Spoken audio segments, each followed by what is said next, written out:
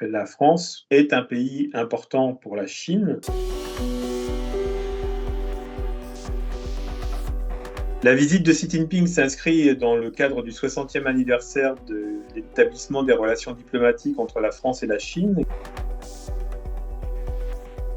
qui ont eu lieu en 1964 à l'initiative du général de Gaulle. Et donc, il fallait, pour cette occasion, montrer que les relations entre les deux pays sont bonnes. D'autre part, on est dans un agenda politique assez compliqué dans le monde. Et donc, il est très important pour les Chinois comme pour la France de montrer que ces deux pays qui se considèrent comme des puissances influentes dans le monde montrent au reste du monde, en quelque sorte, qu'il y a, sinon une entente, en tout cas une volonté d'exister sur la scène internationale. Et donc le voyage de Xi Jinping s'inscrit dans cette démarche-là. Et puis le troisième point, c'est que l'an passé, Emmanuel Macron a effectué une visite d'État en Chine, et il est en général assez normal que dans l'année qui suit, le président chinois se rende en France dans le cadre d'une visite officielle. Et puis surtout, c'est la première visite de Xi Jinping en France depuis 2019. En général, jusqu'à présent, il y avait des visites assez régulières, tous les 2 ans à peu près, d'un président français en Chine ou d'un président chinois en France. La crise du Covid a évidemment réduit beaucoup cette activité, et d'une certaine manière, avec la visite de Macron l'an passé à Pékin et la visite de cette année de Xi Jinping en France, c'est une remise en marche un petit peu d'un rythme diplomatique normal.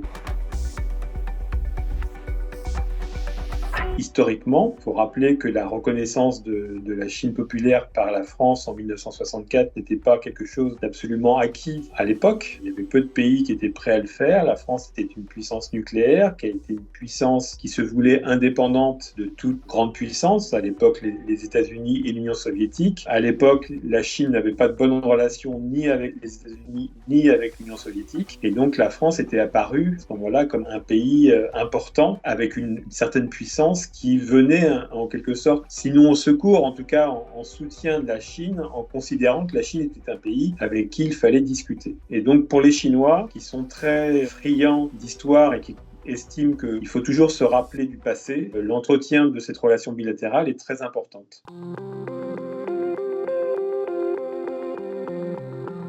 Les Occidentaux, de façon générale, voudraient que la Chine cesse de soutenir la Russie, en tout cas d'un point de vue économique, etc.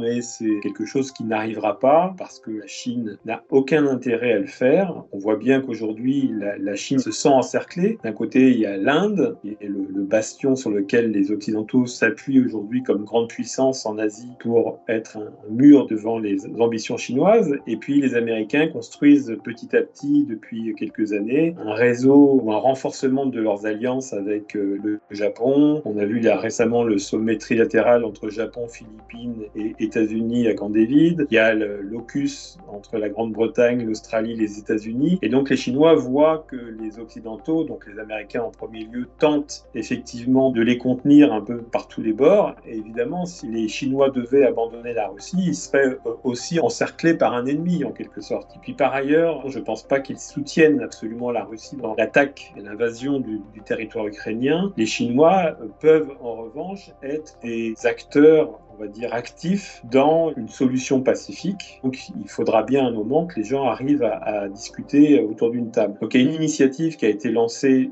d'ailleurs par l'Ukraine en janvier, qui est une conférence de la paix qui doit se tenir en Suisse. Initialement, Zelensky disait oui, on va discuter de la paix, mais sans les Russes. Les Chinois disent on ne peut pas aujourd'hui discuter de la paix si les Russes ne sont pas là. Donc le travail que font les Chinois aujourd'hui au niveau diplomatique, c'est d'arriver à monter avec les Suisses d'ailleurs, puisqu'ils sont sur la même longueur d'onde, d'essayer de monter cette conférence de la paix dans un sens beaucoup plus, j'allais dire, constructif que de vouloir absolument arriver à la défaite absolue de la Russie ou de la victoire absolue de l'Ukraine, qui semble aujourd'hui en tout cas inatteignable par l'un ou par l'autre. Mais il est peu probable, d'une part, que Xi Jinping renonce d'un seul coup à soutenir la Russie, et en revanche peut-être que Xi Jinping peut amener aussi la France à essayer de privilégier aussi la discussion, y compris avec la Russie, autour d'une table dans un territoire neutre qui serait la Suisse.